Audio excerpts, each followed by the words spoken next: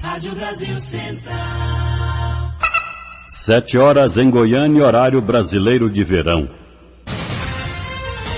Agora, pela Rádio Brasil Central e RBC FM 90,1, O Mundo em Sua Casa. O jornal falado de maior tradição no Centro-Oeste brasileiro. O Mundo em Sua Casa. A informação em cima do fato. Um mundo de notícias no começo do dia.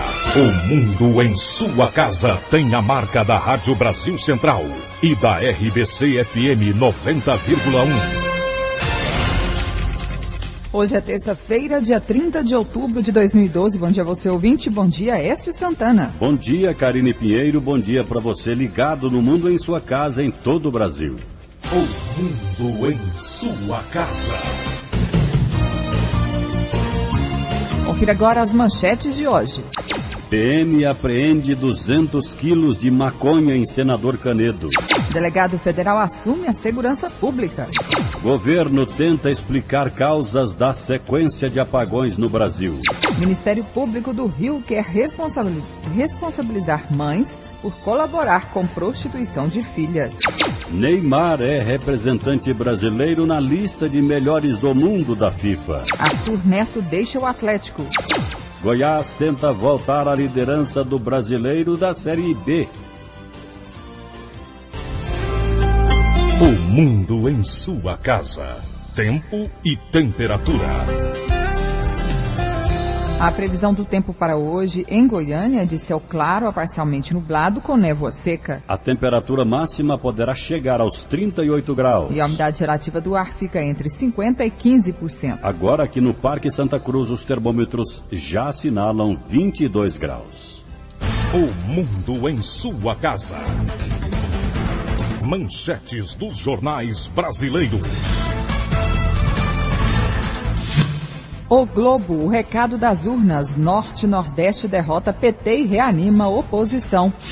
Folha de São Paulo, onda de mudança marca a eleição nas grandes cidades. Estado de São Paulo, Haddad planeja aprovar reformas já no primeiro semestre.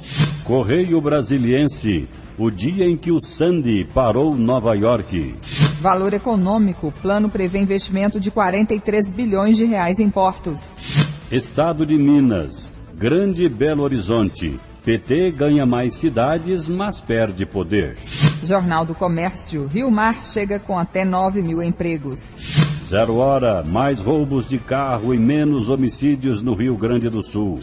Brasil Econômico, após ouvir Haddad, Dilma manda renegociar dívidas das prefeituras. O Popular, secretário toma posse em meio à onda de violência. Diário da Manhã, xerife da mudança, caça aos bandidos. Agora em Goiânia, 7 horas 4 minutos. O Mundo em Sua Casa. A política em Goiás. Goiás caminha para receber em breve o certificado de estado livre da febre aftosa sem vacinação. Ontem pela manhã, em Palmeiras de Goiás, o governador Marconi Perillo lançou oficialmente a segunda etapa da campanha de vacinação contra a febre aftosa e contra a raiva. De 1 a 30 de novembro, deverão ser vacinados contra a febre aftosa os bovinos e bubalinos com até 24 meses. São aproximadamente 10 milhões de animais em Goiás, do rebanho total de 21 milhões. Depois de 12 anos, o certificado de zona livre da aftosa com vacinação para o governador Marconi Perillo chegou a hora de pensar numa outra conquista. Que é o certificado de zona livre sem vacinação. Com isso, as nossas exportações vão aumentar muito e a carne brasileira, que tem uma qualidade excepcional, vai se inserir cada vez mais fortemente no mercado internacional. Quem não vacinar o gado pagará multa de R$ 7,00 por animal, embora o produtor esteja mais consciente. Na primeira etapa da campanha em maio, a cobertura vacinal foi de 99,63%. O pecuarista Geraldo Marques de Macedo, senhor Ladoca, da Fazenda Retiro em Palmeiras, onde ocorreu o lançamento da segunda etapa da campanha contra a febre aftosa, nesta segunda-feira, é um bom exemplo. Havia época em que o fazendeiro comprava vacina, notadamente o pequeno produtor, tão somente para pegar a nota e justificar. Em alguns casos jogava até fora a vacina. Mas essa mentalidade, felizmente, está superada. Hoje todos querem vacinar. 119 municípios goianos receberão a segunda etapa da campanha de vacinação contra a raiva para bovinos e bubalinos com até 12 meses. E mais os equinos, caprinos e ovinos. Também no período de 1 a 30 de novembro. A vacina antirrábica poderá ser aplicada juntamente com a da aftosa. A grande novidade é que o produtor rural terá como opção enviar a declaração de vacinação pela internet. É mais facilidade e economia, na opinião do presidente da Agrodefesa, Antenor Nogueira. Sem dúvida, vai dar uma facilidade muito grande ao setor produtivo de Goiás. Vai dar uma comodidade muito grande ao produtor, além da economia para o bolso, né? Que ele não teria que deslocar. Nós temos fazendas ainda que estão em distâncias razoáveis da sede do município e, logicamente, que com essa condição dele poder fazer dentro da casa dele, vai dar uma economia muito grande. O criador também poderá entregar o comprovante de vacinação impresso na unidade da Agrodefesa, onde está localizada a propriedade dele. Quem não entregar a declaração até 5 dias depois da imunização do rebanho, vai pagar multa de R$60. E nesta terça-feira será lançado o cartão do produtor. A notícia foi dada pelo presidente da FAEG, a Federação da Agricultura e Pecuária do Estado de Goiás, José Mário Schreiner. Esse cartão ele vai permitir fazer com que o produtor rural possa tirar a sua GTA, que é a Guia de Transporte Animal, ou a Guia também de Transporte Vegetal, via online, eletronicamente. E mais importante que isso, esse cartão ele vai possibilitar com que tanto a guia de trânsito, que é o documento sanitário, como também a nota fiscal eletrônica possa ser emitida conjuntamente. Goiás tem o 4º maior rebanho bovino nacional, é o 3º maior produtor de leite e o 3º exportador de carne. De Palmeiras, Jânio Rodrigues para o Sistema Brasil Central de Rádio. À tarde, o governador deu posse ao secretário de Meio Ambiente e Segurança Pública. A solenidade foi no auditório Mauro Borges do Palácio Pedro Ludovico Teixeira, aqui em Goiânia. Jaqueline Vieira deixou a pasta do Meio Ambiente e reassume o deputado federal Leonardo Vilela, que havia saído em 31 de março deste ano. Já na Segurança Pública, sai João Furtado, que é procurador do Estado, e assume Joaquim Mesquita, ex-superintendente da Polícia Federal em Goiás. O governador Marconi Perillo pediu a Leonardo Vilela que se dedique exclusivamente nos próximos 18 meses à secretaria. E entre seus principais desafios estão agilizar os procedimentos do licenciamento ambiental e também consolidar o VaptVupt ambiental. Já em relação à segurança pública, o governador fala dos desafios. No combate à criminalidade, na proteção às famílias goianas e principalmente o foco na redução da criminalidade. São muitos os desafios, nós temos dentro de Goiás vários Goiáses, então o trabalho certamente será muito largo, mas eu tenho certeza que o senhor, comandando uma polícia briosa,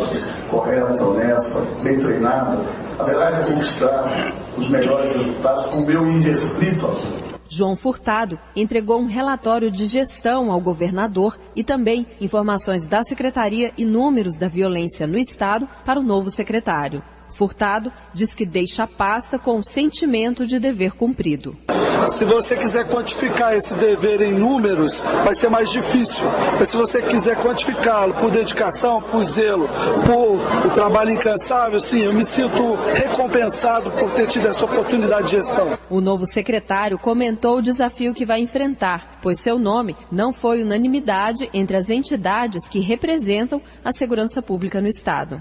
E é evidente que num processo democrático como o que nós temos, qualquer escolha, ela implicará em maior acolhida ou menor acolhida por parte de organizações, de grupos, de associações. O desafio nosso é o de construir um bom diálogo com todas essas instituições que fazem parte do âmbito da segurança pública e através de um diálogo franco e aberto, nós construímos uma relação de confiança que permita o desenvolvimento de um bom trabalho. Ao final da cerimônia de posse, Joaquim Mesquita não quis tratar de casos pontuais e disse que o foco agora é o acesso ao conhecimento e às informações da secretaria e também dos casos em andamento. Riva Cran para o Sistema Brasil Central de Rádio. Agora em Goiânia, 7h10. Depois de um recesso branco, a Assembleia Legislativa volta a apreciar matérias. Foram quase 15 dias sem a votação de matérias por falta de parlamentares suficientes com a presença em plenário durante as sessões. Ao todo, tramitam na Casa 26 projetos de autoria do Executivo e 3 do Tribunal de Justiça. Dentre as matérias estão a emenda constitucional que regulamenta o Fundo Constitucional do Vale do São Patrício Norte Goiano, normatiza a relocação de reserva legal e de reserva legal extrapropriedade, propõe a adequação do texto constitucional à conjuntura atual para possibilitar a perda da graduação e a exclusão de praças das Polícia Militar mediante processo administrativo disciplinar, aumenta para 25 o número de membros titulares do Conselho Estadual de Educação. Na Comissão de Constituição e Justiça, tramita a proposta do orçamento do Estado para o ano que vem. O relator dessa matéria, deputado Lincoln TJ do PSD, anunciou que na semana que vem será aberto o período para que os deputados apresentem emendas. Outro projeto cria o Grupo Executivo de Apoio a Crianças e Adolescentes e institui o Fundo Especial de Apoio à Criança e ao Jovem. O Executivo também pede autorização para a transferência de recursos financeiros no montante de 5,4 milhões de reais ao Núcleo de Proteção aos Queimados. Ontem à noite, por iniciativa do deputado Helder Valim do PSDB, foi realizada a sessão especial quando foi homenageado com a medalha de honra ao mérito Pedro Ludovico Teixeira, o engenheiro Clay Mendes, de 91 anos de idade, e responsável pela construção do prédio onde funciona hoje a Assembleia Legislativa. O secretário de Infraestrutura, Danilo Santos de Freitas, representou o governador Marconi Perillo na ocasião. Libório Santos, Sistema Brasil Central de Rádio. 7:12 em Goiânia. O mundo em sua casa. Política Nacional. O ministro interino de Minas e Energia, Márcio Zimmermann, afirmou ontem que o sistema de proteção da linha de transmissão Colinas Imperatriz não funcionou, o que foi por isso que o apagão da semana passada se propagou por uma área tão extensa do país. Márcio Zimmermann disse também que o curto-circuito que levou ao desligamento de 8 linhas de transmissão, deixando brasileiros da região Nordeste e de parte da região Norte sem luz, não foi provocado por um raio. As eleições deste domingo registraram 19% de abstenção, o maior índice no segundo turno das eleições municipais desde 1996. Para a presidente do Tribunal Superior Eleitoral, ministra Carmen Lúcia, o índice é preocupante. Mais de 6 milhões de eleitores deixaram de ir às urnas. E o resultado das eleições municipais confirma a ausência de ideologia partidária.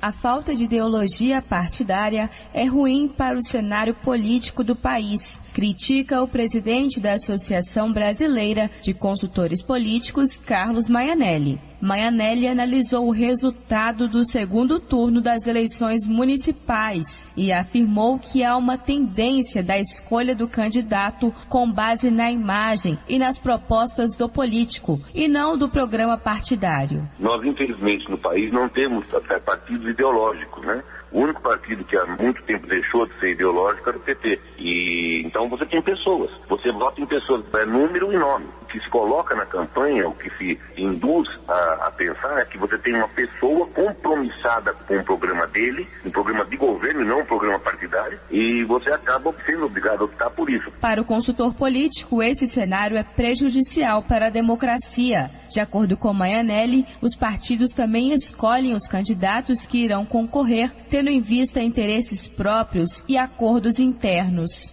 Candidatos aqui no país são direito hereditário. Para você ser candidato, você tem que ser parente, aderente de alguém da executiva. A executiva é que coloca quem são os candidatos. Então você, como eleitor, fica rendido a quem os partidos querem como candidato. Os partidos que conquistaram mais prefeituras no país foram o PMDB, com 1.041 candidatos eleitos. O PSDB ocupa o segundo lugar, com 704 prefeitos. O PT tem 632 e o PSD 494. De Brasília, Larissa Souza. 7:14. O presidente do Supremo Tribunal Federal, Carlos Aires Brito, afirmou ontem que ainda avalia se vai deixar fixadas as penas para os réus do mensalão, que condenou caso se aposente antes da conclusão da fase de dosimetria, ou seja, o tamanho das penas. O julgamento do processo do mensalão no Supremo não deve terminar antes da aposentadoria de Brito no próximo dia 18 de novembro. Nessa data, Brito completa 70 anos, idade com a qual os ministros são aposentados compulsoriamente diariamente. Com isso, o Supremo deverá concluir o julgamento com 9 dos 11 ministros, já que a vaga de César Peluso, que se aposentou em agosto, ainda não foi preenchida. Nesta semana, o julgamento está suspenso em razão de uma viagem do relator Joaquim Barbosa para tratamento de saúde. Por isso, as sessões serão retomadas somente em 7 de novembro. Cerca de 1,5 milhão de americanos estão sem energia elétrica por causa do furacão Sandy. A tempestade está a cerca de 40 quilômetros da costa leste do país e já provoca ventos fortes e alagamentos. 17 voos entre o Brasil e os Estados Unidos foram cancelados entre hoje e amanhã. Em sua passagem pelo Caribe, o furacão deixou 67 mortos. 7h16. O mundo em sua casa. Um mundo de notícias no começo do dia.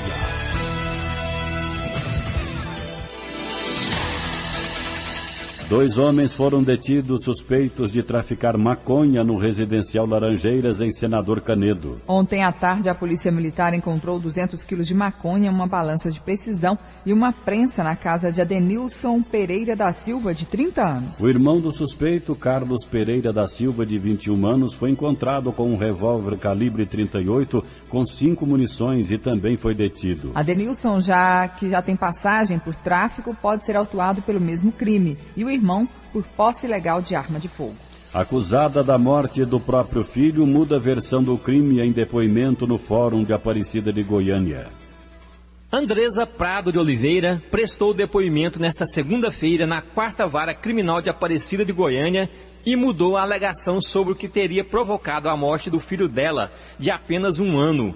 O bebê foi encontrado morto dentro de um carro no dia 27 de março deste ano, na garagem da casa onde morava, no setor Santa Luísa, em Aparecida de Goiânia. Acusada de abandono da criança no veículo, Andréia está presa há 7 meses. A promotora de justiça, Renata de Oliveira, dá mais detalhes do caso. Na versão dela apresentada na delegacia de polícia, ela disse que teria colocado essa criança dentro do carro no início da manhã. E hoje ela veio aqui para dizer que essa criança acabou passando a noite dentro desse carro e que nesse período ela teria dormido e o Junei também teria dormido.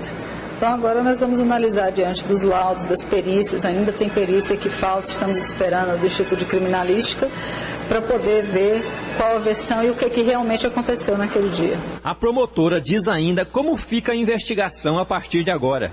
Hoje encerrou o interrogatório, agora nós vamos para a fase de alegações finais. Insisti ainda no Instituto de Criminalística porque falta o laudo de encontro de cadáver, do local do fato. Não? O que aconteceu, quando encontrou. E aí estão alguns horários que são importantes para se determinar o tempo que essa criança estava morta e o tempo que essa criança permaneceu dentro do carro antes da morte.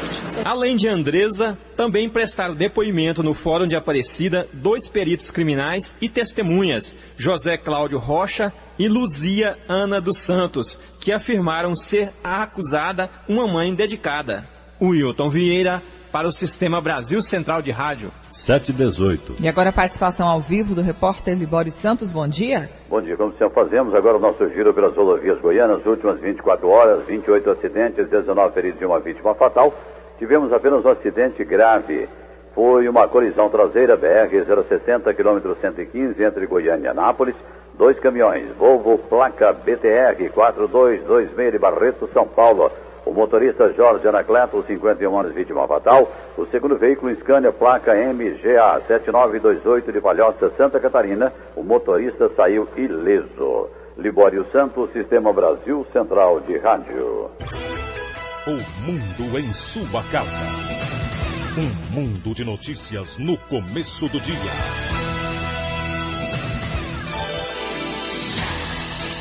7h19 agora. Assaltantes explodiram o caixa eletrônico de uma agência bancária em Itapirapuã, 200 quilômetros de Goiânia, na madrugada de ontem. Segundo a polícia, esta é a segunda vez em 6 meses que a cidade se torna alvo desse tipo de crime. Segurança de deputado reage a assalto e mata ladrão de caminhonete. A tentativa de roubo ao veículo do deputado estadual Luiz Carlos do Carmo aconteceu em frente a uma locadora de vídeo que fica na Praça Léo Lince, no setor oeste, em Goiânia. De acordo com a PM, um policial militar que dirige e faz segurança para o deputado estava parado em uma sombra quando foi abordado por um ladrão armado com uma pistola calibre 380. Assim que recebeu voz de assalto, o segurança desceu da caminhonete e reagiu. relata o aspirante PM Igor Alexandre. O indivíduo tentou roubar um veículo, um veículo Toyota SRV, e o policial que dirigiu o veículo conseguiu reagir e efetuar disparos contra esse indivíduo que veio a óbito no local. Luiz Carlos do Carmo, que estava em um banco nas proximidades no momento do assalto, teve uma filha assassinada durante roubo ocorrido no início do ano no setor Nova Suíça, em Goiânia. Todos os envolvidos naquele latrocínio foram presos e condenados e atualmente cumprem pena no antigo Sepaigo. Aulus Rincon para o Sistema Brasil Central de Rádio. 7h21. Polícias Militar e Civil trabalham para identificar criminosos responsáveis por arrastões em bares da capital. Só na última semana foram registrados 4 arrastões. E segundo o comandante do policiamento da capital, Tenente Coronel Márcio Queiroz, ainda é cedo para dizer se o mesmo grupo é responsável pelas ações, mas essa é uma possibilidade. Os grupos migram de modalidade de roubo de tempos em tempos, como a saidinha de banco, o roubo a postos de gasolina, padarias e agora os arrastões. O Tenente Coronel Queiroz fala sobre a atuação da Polícia Militar e da Polícia Civil para resolver o caso. Então nós estamos intensificando a presença da policiamento ostensivo nessas regiões para que o cidadão ali, o comerciante, o empresário, tenha o desenvolvimento da sua atividade sem nenhum sobressalto e livre da ação desses marginais. O tenente-coronel explica ainda o que a população pode fazer para ajudar a inibir os crimes. Ficar atento, indivíduos que ficam rondando ali o próximo do seu estabelecimento comercial, seja o gerente, o proprietário ou os funcionários e os clientes também. Diante de qualquer situação de suspeição, ele liga ao 190, liga para a viatura que atua na área, levanta esse número, liga para esse número e fala, tem uma situação suspeita aqui, assim, mesmo que não confirme nada, só a nossa presença ali vai inibir se porventura houver algum bandido que está pensando em voltar amanhã ou mais tarde para o cometimento de um crime. Tanto os moradores quanto os donos de estabelecimentos como bares e restaurantes podem ter acesso aos números dos celulares das viaturas. Para isso, acesse o site www.pm.go.gov.br. Riva Cram para o Sistema Brasil Central de Rádio. 7h23 em Goiânia. A Organização das Voluntárias de Goiás completa hoje 65 anos de existência. Para comemorar a data, será celebrado um culto ecumênico no pátio da OVG às 4h30 da tarde, com a presença da presidente da organização, Valéria Perillo, coordenadores, gerentes e funcionários da instituição. E para saber mais sobre a história da OVG e sobre a comemoração, vamos conversar agora com Afrene Gonçalves. Ele é coordenador geral da OVG. Bom dia. Muito bom dia, Karine. Muito bom dia, Écio. Muito bom dia, ouvintes da RBC. Hoje é um dia de júbilo, é um dia de festa, porque nós comemoramos lá na OVG 65 anos de existência, 65 anos ajudando as pessoas carentes de todo o estado de Goiás. Coordenador, e quais são as grandes realizações da OVG durante esse tempo? As realizações são muitas, Écio. Eu posso falar do período que eu estou lá, de janeiro do ano passado, mas em todos esses 65 anos, a OVG ela não fez outra coisa que não ajudar as pessoas mais carentes através de vários convênios com cerca de 500 entidades sociais cadastradas em todo o estado de Goiás, além de ajuda a todos os municípios goianos. Então, através de parceria com o setor produtivo, através de parceria com as entidades sociais, esse trabalho de ajuda às pessoas mais vulneráveis do nosso estado tem sido feito insistentemente. E de janeiro para cá nós procuramos potencializar todas as ações do OVG. Além da ajuda que nós concedemos, que nós conseguimos fazer com doações que nós recebemos, por exemplo, doações da Conab, doações de feijão, por exemplo. No ano passado foram 500 toneladas, neste ano foram mais 200 toneladas de feijão.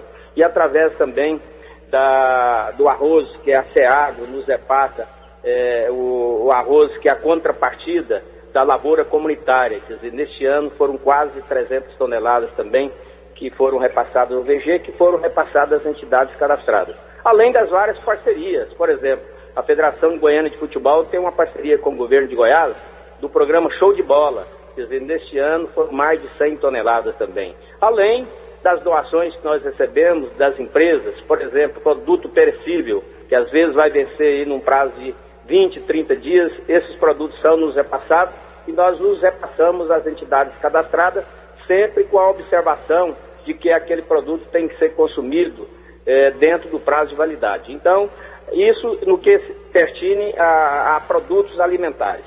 No que concerne a área de qualificação, por exemplo, nós temos 3 oficinas educacionais comunitárias.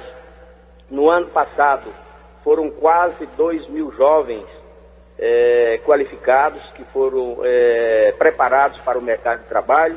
E nesse ano, a nossa expectativa é de nós fecharmos o ano com mais de 3.000 jovens qualificados nas 3 oficinas educacionais comunitárias instaladas, uma na região noroeste, no setor Cândido Moraes, outra oficina no setor norte ferroviário e outra no Jardim Novo Mundo.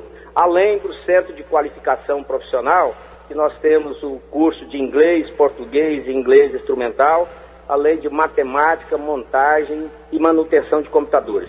Quer dizer, as ações da UVG têm sido muito implementadas e quem ganha com isso são as pessoas mais carentes de todo o nosso estado.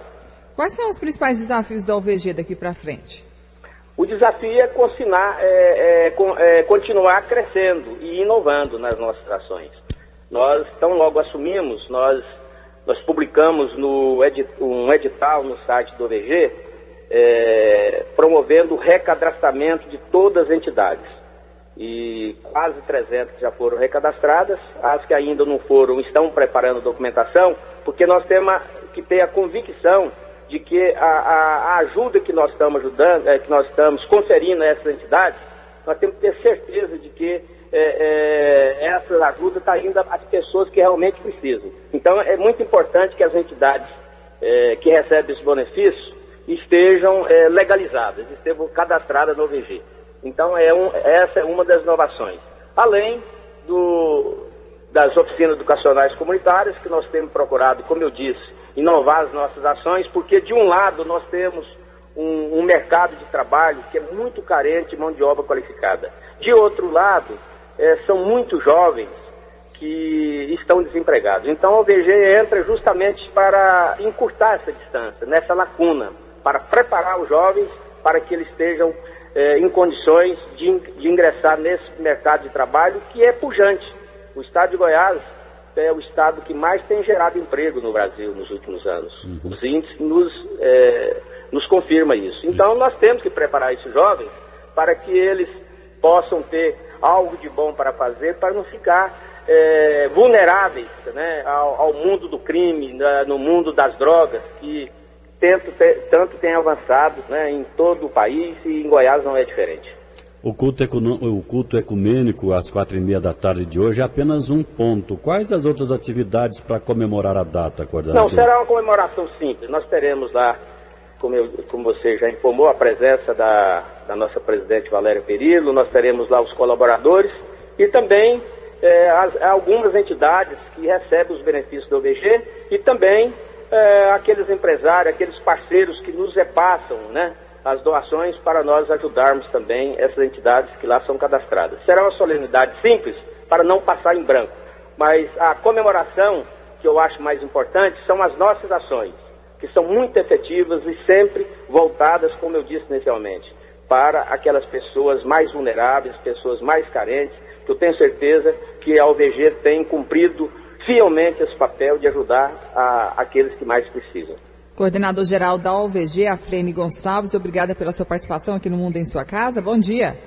Muito bom dia, Karine, muito bom dia, ouvintes da RBC. Foi um prazer muito grande conversar com todos os ouvintes. Muito obrigado. Obrigada, Afrene Gonçalves, falando então sobre o trabalho da Organização das Voluntárias de Goiás, que completa hoje 65 anos de existência, e para comemorar a data será celebrado um culto ecumênico no pátio da OVG às 4h30 da tarde. Agora em Goiânia, 7h30. Estudantes que vão fazer o Enem podem tirar dúvidas pela internet até amanhã. É só procurar o site da Secretaria Estadual de Educação.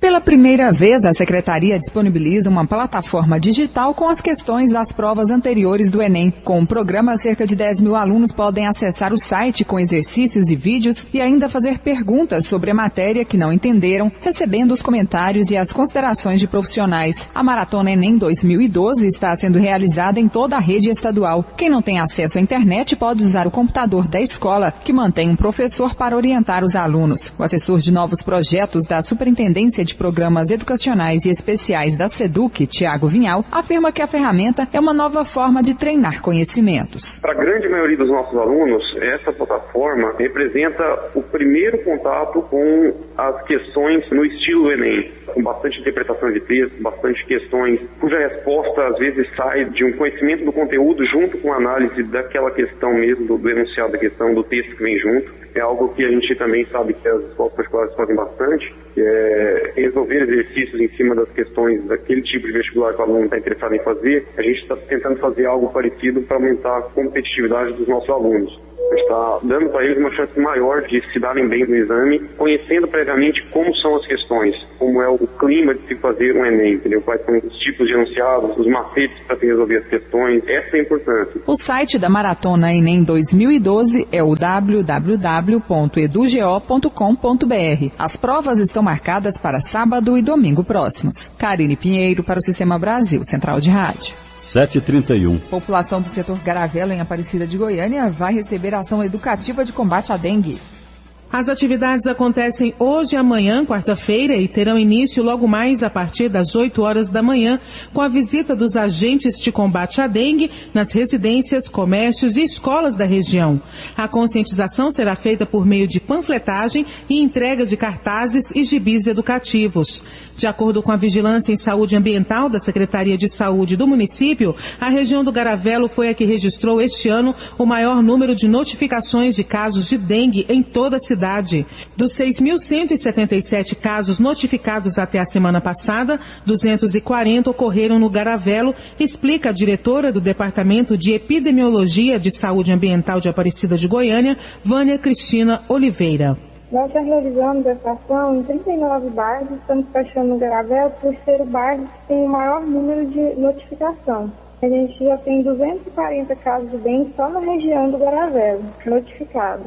E com a introdução do dengue, do vírus COS no município de Aparecida de Goiânia, atualmente a gente, dos nossos isolamentos virais, 20% já é do dengue 4. É uma preocupação que a população ela esteja consciente, cuidando do seu quintal, para que a gente possa evitar, pois a população inteira encontra susceptível a esse vírus. Mais de 50 mil imóveis já foram visitados em Aparecida de Goiânia e o alerta do Departamento de Epidemiologia é para que a população redobre os cuidados, ressalta Vânia Cristina. Qualquer recipiente, desde uma tampinha de garrafa até caixas d'água, pode ser um possível criador do mosquito. Então, se não deixar recipientes que acumulem água, lavar uma vez por semana com água e sabão, as vasilhas de vasos de plantas. Durante as visitas, os agentes de combate à dengue irão verificar calhas, fossas, cisternas, caixas d'água e piscinas, entre outros objetos que possam acumular água, facilitando a proliferação do mosquito da dengue. Débora Orcida para o Sistema Brasil Central de Rádio. 7h34. A Secretaria da Educação promove amanhã um encontro com supervisores e gestores escolares sobre o sistema de gerenciamento de projetos. Foram convocados profissionais dos municípios de Formosa, Goiânia e Lusiânia, que vão acompanhar a capacitação nos núcleos de tecnologias educacionais. Processo judicial eletrônico em Anápolis já está online. A instalação foi na última sexta-feira e a nova ferramenta já está disponível para as varas do trabalho em Anápolis. Todos os processos protocolizados a partir de agora devem tramitar no novo sistema. Para o secretário de Coordenação Judiciária do Tribunal Regional do Trabalho 18, Silvestre Ferreira Leite Júnior, o PJE traz mais economia e rapidez ao judiciário. Com a nossa experiência já no site 18, que já era todo eletrônico, a gente prevê que no Brasil todo, funcionando um sistema só, haverá uma integração maior, além de um procedimento mais rápido com relação à não utilização de papel, a desnecessidade de intimação via carta, a não ser nos casos especiais, mas por advogado, para as procuradorias, tudo de forma eletrônica. e a prolação de sentença em menos tempo, e uma série de fatores que vão trazer economia e celeridade para o processo. O projeto de informatização dos processos judiciais é coordenado pelo Conselho Nacional de Justiça em parceria com diversos tribunais brasileiros. Em Goiás, além de Anápolis, apenas a cidade de Lusiânia já dispõe de processos eletrônicos na Justiça do Trabalho. De acordo com Silvestre Ferreira, outras cidades já se preparam para a instalação do PJE. Anterior ao PJE, todas as varas de Goiás já estavam com processo eletrônico, só o nosso processo aqui desenvolvido no nosso regional. O PJE-JT é um desenvolvimento nacional do CNJ, além de Lusiânia, que já está instalado desde o mês de julho. Nós temos agora a previsão de instalação em Rio Verde, Itumbiara, e a instalação ainda das varas de Pires do Rio, Goianésia e Inhuma. A previsão é que 65% do judiciário goiano disponibilize o serviço eletrônico até janeiro de 2013. Márcia Alves para o Sistema Brasil Central de Rádio. 7h36. Inscrições do vestibular da Universidade Federal de Goiás terminam no próximo dia 8 de novembro. A Universidade Federal de Goiás oferece cerca de 5.000 vagas em 144 cursos de graduação nos campi de Goiânia, Jataí, Catalão e Cidade de Goiás. As inscrições só podem ser feitas pela internet no site www.vestibular.ufg.br, a valor de R$ 130. A pró-reitora de graduação da UFG, Sandra Mara Matias Chaves, afirma que para atender o mercado, a instituição passa a oferecer novos cursos. Estamos com a abertura de 5 novos cursos de graduação. O curso de Relações Internacionais no campus Goiânia, Física Médica e Engenharia Física. E o curso de Administração Pública no campus Cidade de Goiás e o curso de Administração em Gestão Pública na modalidade à distância no campus Catalão. Então são 5 cursos que a gente acredita terão uma demanda grande, porque são cursos que têm uma inserção no mercado de trabalho que vai possibilitar o candidato, né, assim que concluir o seu curso, ter acesso a esse mercado de trabalho. A pró-reitora lembra que a UFG destina 20% das vagas ao sistema de cotas. O UFG já tinha um programa de inclusão que já reservava 20% das suas vagas para estudantes de escola pública. Nós mantivemos para esse ano os 20%, considerando que a lei exige no mínimo 12,5% no primeiro ano, e adequamos as exigências ao que a lei prevê. Então, o candidato de escola pública com renda menor ou igual a 1,5 salário mínimo, ou com renda maior do que 1,5 salário mínimo, candidatos pretos, pardos, indígenas e demais candidatos de escola pública poderão fazer a sua inscrição como optantes pelo sistema de reserva de vagas. As provas da primeira fase do vestibular da UFG serão realizadas no dia 13 de janeiro de 2013 e a segunda fase nos dias 13 e 4 de fevereiro. Karine Pinheiro para o Sistema Brasil Central de Rádio. 7h38 agora. ONG Moradia e Cidadania oferece cursos gratuitos em Aparecida de Goiânia. A qualificação é para informática, costura industrial, biblioteca comunitária, cortador de tecido, modelista de roupas, porteiro e vigia. Em média, os cursos têm duração de 2 meses, com formação de novas turmas, de acordo com a procura. As aulas são no período vespertino ou noturno e as inscrições obedecem a alguns critérios, conforme explica o coordenador da ONG, Márcio Polveiro. A pessoa jovem, né, ou adulto, isso porque são cursos profissionalizantes, mas também adolescentes a partir de 16 anos podem frequentar. Os cursos de costura industrial, cortador, modelista e microinformática, esses cursos a família tem que ser de baixa renda, ou seja, até 3 salários mínimos a renda familiar. Nós oferecemos o certificado, ele é emitido pelo Senai, é um certificado profissionalizante. O curso é gratuito. Márcio Polveiro informa que todo o material didático é gratuito, mas para se inscrever o aluno paga uma taxa de R$ 30 com devolução garantida para quem conclui o treinamento. A pessoa paga uma inscrição de R$ 30, mas se ela terminando o curso, ela tem de volta os R$ 30. E nós não pagamos nenhuma outra despesa de transporte ou alimentação. O custo maior do curso são os professores, equipamentos, e é um custo muito caro, mas nós estamos assumindo isso juntamente com os nossos parceiros. As inscrições podem ser feitas de segunda a sexta-feira, das 13 às 20 horas, no Centro de Integração e Desenvolvimento Social, no Jardim dos Buritis, em Aparecida de Goiânia. Mais informações pelo fone 3249-0186. Márcia Alves para o Sistema Brasil Central de Rádio. 7h40. VaptVupt Empresarial da Jusseg muda de endereço. A nova unidade deve ser inaugurada em novembro, na Rua João Abreu, quadra E8, setor oeste, no térreo do edifício Eurocenter. De acordo com o presidente da Junta Comercial do Estado de Goiás, Veríssimo Aparecido, o VaptVupt Empresarial vai reunir todos os órgãos responsáveis pelo registro de uma empresa em um só endereço. A Junta Comercial, que era tida como a vilã da abertura de empresas e de fechamento de empresas, assumiu uma forma mais rápida, moderna e eficiente para a gente poder garantir a abertura e fechamento de empresa no estado de Goiás. Veríssimo Aparecido, presidente da Jusseg, informa que além de 12 mesas de atendimento da Junta Comercial, o VaptVupt vai oferecer 12 mesas de órgãos parceiros. Nós conseguimos trazer parceiros importantes para o nosso VaptVupt, como o SEBRAE. Nós vamos ter o INTI, que é o encarregado de registrar marcas e patentes. Nós vamos ter o Conselho de Contabilidade, vamos abrir espaço para o Conselho de Economia, para a OAB e para o Conselho de Administração. Então, nós teremos um elenco de profissionais à disposição dos futuros empreendedores, num local propício para que ele possa ser atendido com conforto. A equipe técnica que estará à sua disposição poderá orientá-lo e evitar que ele protocole algum documento com erros procedimentais.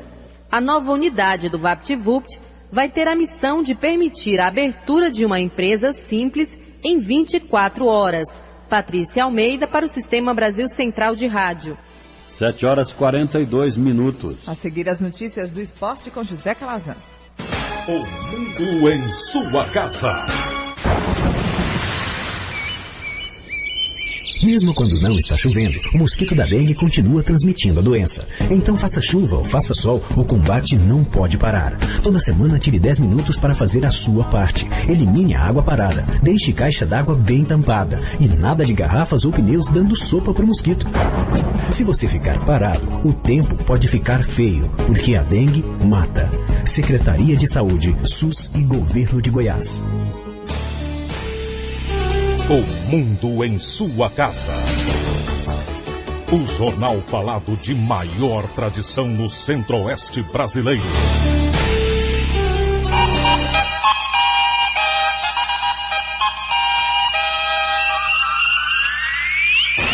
O mundo em sua casa. Esporte.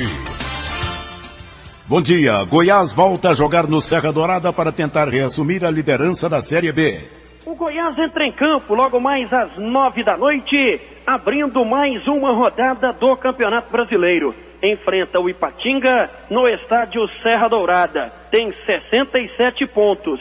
Se vencer, chega a 70 e aí praticamente garante matematicamente acesso à Série A. E também assume novamente a liderança da competição até o final de semana, quando Criciúma e Vitória irão jogar. O técnico Enderson Moreira faz 2 alterações.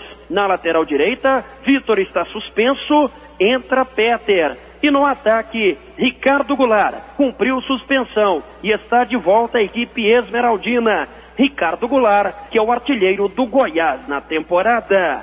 Humberto Castro para o Sistema Brasil Central de Rádio. E a 34ª rodada do Campeonato Brasileiro da Série B tem mais 2 partidas esta noite. Em Belo Horizonte tem América Mineiro e Asa, e em Curitiba, Paraná e ABC de Natal. 7h44. Arthur Neto deixa o comando do Atlético. Antes da reapresentação dos jogadores do Atlético, houve uma reunião entre o técnico Arthur Neto e o diretor de futebol Adson Batista, selando a saída do ex-técnico atleticano. Arthur Neto, que comandou o Atlético em 12 partidas, tanto pela Sul-Americana quanto pelo Campeonato Brasileiro. Nessas partidas foram 9 derrotas e 3 vitórias. Arthur Neto, que teve um aproveitamento em torno de 25%. O próximo técnico do Atlético é o velho conhecido Jair Araújo, que vai comandar o time nessas últimas 5 rodadas do Campeonato Brasileiro, a começar por domingo em Taguatinga, Brasília, contra o Corinthians pelo Campeonato Brasileiro. Eric Maravilha, para o Sistema Brasil Central de Rádio. Outro técnico que chutou o balde foi o ex-atleticano PC Guzmão. Ele abriu mão de multa rescisória e deixou o Ceará. 7h45. Durante cerca de 3 horas de uma reunião bastante agitada, o presidente do Conselho Deliberativo do Vila Nova, Paulo Diniz, foi bastante objetivo ao responder o questionamento sobre a situação crítica que o time atravessa e resumiu dizendo que se aparecer algum grupo com ideias melhores que as atuais, todos da direção do Vila Nova entregam seus cargos. Sem recursos imediatos para o restante do ano, Paulo Diniz não soube dizer como vai pagar salários de jogadores e funcionários. As férias foram antecipadas em 30 dias e a pré-temporada visando o Campeonato Goiano de 2013 começa em dezembro, cerca de 50 dias antes da estreia do Vila na competição. 7h46. Neymar é o representante brasileiro entre os jogadores que concorrem ao prêmio de melhor do mundo da FIFA. É a segunda vez que ele entra na lista de 23 nomes. No ano passado, Neymar ficou em 10º lugar. Um dos favoritos é o argentino Lionel Messi, vencedor das últimas 3 edições. A Espanha é o país com maior número de jogadores, 7. Os 3 finalistas serão conhecidos no dia 29 de novembro e o vencedor em janeiro, na Suíça. 7h47. 2 jogos abrem hoje à noite a segunda rodada do Campeonato Goiano da 3ª Divisão. Quirinópolis e Canedense jogam às 8h30 em Quirinópolis. O time da casa é vice-líder com 17 pontos. O outro jogo no mesmo horário acontece em Paraúna, entre Evangélica e Caldas, 6º e 7º colocados respectivamente. Os outros jogos da rodada serão amanhã, Caldas Novas e Monte Cristo em Caldas Novas e o Moarama e América de Morrinhos em Iporá. Às 7h47, do esporte é o que há. O mundo em sua casa. Se a sua empresa busca reconhecimento, anuncie em uma emissora de credibilidade. Rádio Brasil Central 1270, AM, ondas curtas e tropicais. A certeza de resultado. Qualidade com alcance em todo o território nacional.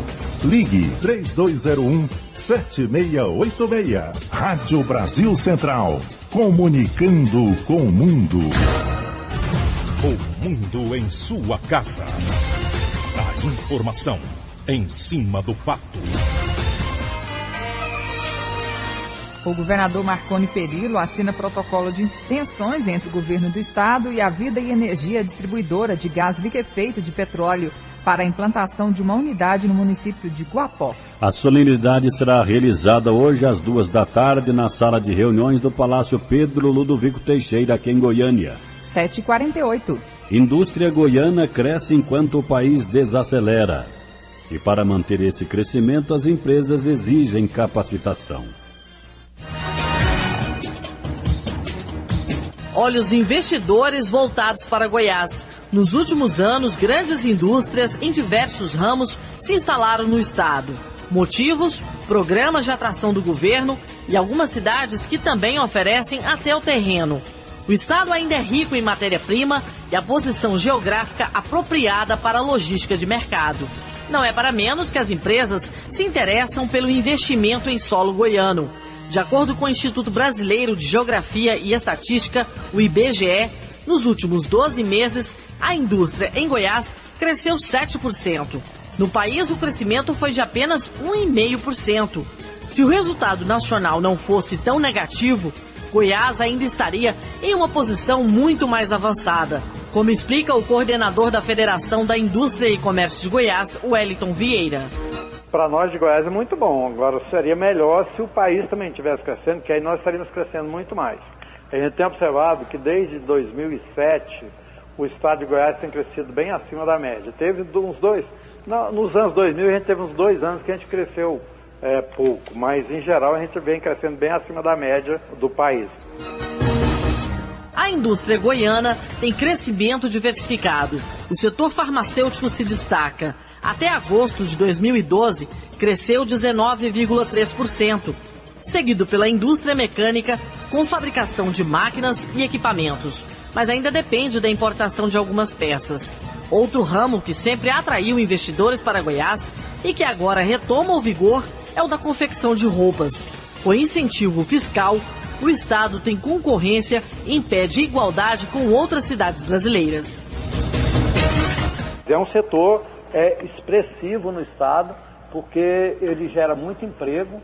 Nós temos empregos formais, nós temos cerca de 30 mil no Estado, na área de confecções. Fora as facções, às vezes, que estão em fundo de quintal, que gera renda sem gerar emprego formal.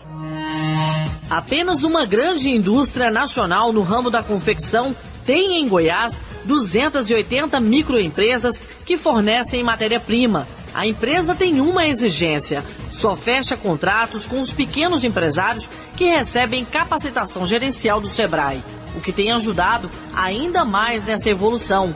O Anderson Portugal, diretor técnico do Sebrae, fala do projeto chamado de encadeamento, onde o foco são essas pequenas empresas. O que nós estamos fazendo para essas empresas é a capacitação em gestão da empresa, da facção, em empreendedorismo, em liderança. Melhor gestão significa aumento da produtividade. Este é o depoimento de uma das microempresárias que tem uma facção em Anápolis. Givalda Ferreira dos Santos trabalha com embalagem de roupas. Depois da capacitação, aumentou de 10 para 20 mil peças embaladas por dia. E ela está satisfeita com o aprendizado. Eu não tinha um controle específico, eu não tinha uma meta específica e o Sebrae me mostrou que tem que trabalhar em cima de meta e a minha produção está bem melhor. E também com relação ao financeiro, porque a gente não tinha aquele controle do o que é da empresa, o que é o dono da empresa. E aí, com esse curso de capacitação, eu aprendi muitas coisas. Rosângela de Oliveira Coutinho também passou o ano em treinamento com o Sebrae. Com 7 anos trabalhando com a costura, só agora aprendeu a gerenciar o próprio negócio no município de Sanclerlândia. Ela descobriu que a lida com os funcionários pode ter resultado direto na produção. Eu via que eu tratava meus funcionários de um modo. E lá no curso, eu aprendi até o trato com as pessoas, tratar diferente. Aumenta a produção, aumenta a autoestima, né? Aumenta a visão do funcionário para com a empresa. O apoio para a vinda das indústrias para cá chega ao ponto da Federação da Indústria e Comércio de Goiás preparar pessoal antes mesmo da instalação. Claro que o Estado tem os desafios para não parar esta evolução industrial. Um deles é a preparação profissional de especialistas, como o engenheiro, por exemplo. Mas o efeito do fortalecimento na economia gera novas e boas expectativas, segundo o Anderson Portugal, diretor técnico do Sebrae. Um fornecimento, um ganho real, ela gera emprego e renda ali no município. Essas empresas, elas se solidificam a cada dia. Quem experimentou o ganho real depois da capacitação nos cursos de gestão não perde de vista o que o Estado ainda tem para oferecer nesta evolução industrial. Dona Givalda, dona da facção em Anápolis, não quer mais ficar parada. Não quero parar mais, né? Porque eu quero sempre estar inovando, sempre aprendendo coisas novas. Eles deram muitas técnicas para nós também de como agir. Se a indústria cresce, o número de pessoas empregadas também tem aumento relevante. Segundo o Cadastro Geral de Empregados, o crescimento médio brasileiro ficou em 75,54%, enquanto o total de empregos formais em atividades industriais em Goiás teve evolução de 165%. Yara Galvão, para o Sistema Brasil Central de Rádio. Agora em Goiânia são 7h54. E o calor vem castigando os goianos nos últimos dias. E segundo a meteorologia, a chuva, principalmente aqui para Goiânia, só no feriado. Os goianienses têm sofrido com calor, tempo seco e a umidade relativa do ar, chegando a 14% na capital. Outubro foi o mês mais quente nos últimos 5 anos. E segundo dados do Instituto Nacional de Meteorologia, o INMET Goiás, o termômetro não vai baixar. pelo menos até a próxima sexta-feira, dia de finados, informa a chefe do Instituto, Elizabeth Alves Ferreira. Na quinta-feira aí já começa a modificar, já tem algumas nuvens, né? A temperatura já baixa um pouco, mas nem tanto, ou seja, a temperatura ainda de 34 graus, 35, e na sexta-feira já o alívio, né? A chegada aí da chuva, então pode ocorrer chuva já na previsão de chuva para sexta-feira, e a temperatura vai declinar um pouco, caindo aí para os 30 graus, 31 graus na sexta-feira, e consequentemente melhorando a umidade relativa, que está chegando aí a 14% no período da tarde. Elizabeth fala sobre alguns cuidados com essas primeiras chuvas. A primeira chuva, normalmente ela vem com muito vento, rajada de vento muito acentuado, né? E é aquela chuva mais de pancada rápida também, ou às vezes acaba ocorrendo também queda de granizo. Então a primeira chuva, as pessoas se protegerem nesse sentido da rajada de vento por causa de queda de árvores, né? Fiação elétrica, normalmente na sexta-feira aí devido à chegada, ou mesmo na quinta-feira à tarde, porque normalmente não ocorre a chuva, mas o vento no dia anterior a uma chuva, é aquele vento de rajada, e aí acaba ocasionando destelhamento de casas. Hoje o dia será de muito sol, calor e temperatura alta. Débora Orcida para o Sistema Brasil Central de Rádio. Agora 7h56. A Federação da Agricultura e Pecuária de Goiás e a Confederação da Agricultura e Pecuária do Brasil lançam hoje às 3 horas da tarde no auditório da FAEG o novo cartão produtor, o CNA Card. O cartão vai possibilitar acesso à nova plataforma de gestão agropecuária, sistema informatizado que vai unificar os dados sobre o trânsito do gado no país e integrar diversos mecanismos de controle, inclusive o sanitário. Novo modelo de formulário para rescisão de trabalho começa a vigorar na próxima quinta-feira. O novo modelo de formulário para rescisão de trabalho, que passa a valer a partir da próxima quinta-feira, tem como um de seus principais propósitos diminuir questionamentos na justiça após a demissão. Sem o novo formulário, o trabalhador brasileiro não poderá solicitar o seguro-desemprego, alerta o auditor fiscal do Ministério do Trabalho em Goiás, Paulo Gama. Antes ele era impresso em frente e verso da folha. Agora vai ser só na frente da folha. Não tem opção de haver impressão no verso. E a quitação do empregado antes era dada no próprio formulário. Agora foram criados 2 outros formulários, nos quais aí sim o empregado vai dar a quitação de ter recebido os pagamentos de suas verbas rescisórias. Quais são esses formulários? O termo de quitação, que será utilizado naqueles contratos cuja duração não atinja 1 ano, e o termo de homologação, que será utilizado então nas rescisões que tenha 1 ano de contrato ou mais. Um levantamento feito na semana passada pelo governo federal mostra que apenas 40% das empresas brasileiras já aderiram ao novo sistema. Caso a empresa não forneça o novo formulário, a orientação é para que o trabalhador procure o sindicato de sua categoria ou o Ministério do Trabalho. Aulus Rincon para o Sistema Brasil Central de Rádio. 7h58. Secretaria de Planejamento realiza encontro de gerentes estaduais. O primeiro encontro geral de gerentes fez parte de uma série de capacitações a serem oferecidas pelo governo estadual. O objetivo é promover o desenvolvimento gerencial com foco na melhoria da gestão, com o aumento da produção e produtividade e melhor prestação de serviços à população, conforme explica o secretário de Gestão e Planejamento, Giuseppe Vecchi. Para nós aumentarmos a produtividade, nós temos que melhorar a forma como nós trabalhamos, o que se convenciona chamar de processo, melhorar os processos. Racionalizar esses processos. Posteriormente, capacitar as pessoas para esse novo tipo de processo. E, por último, informatizar.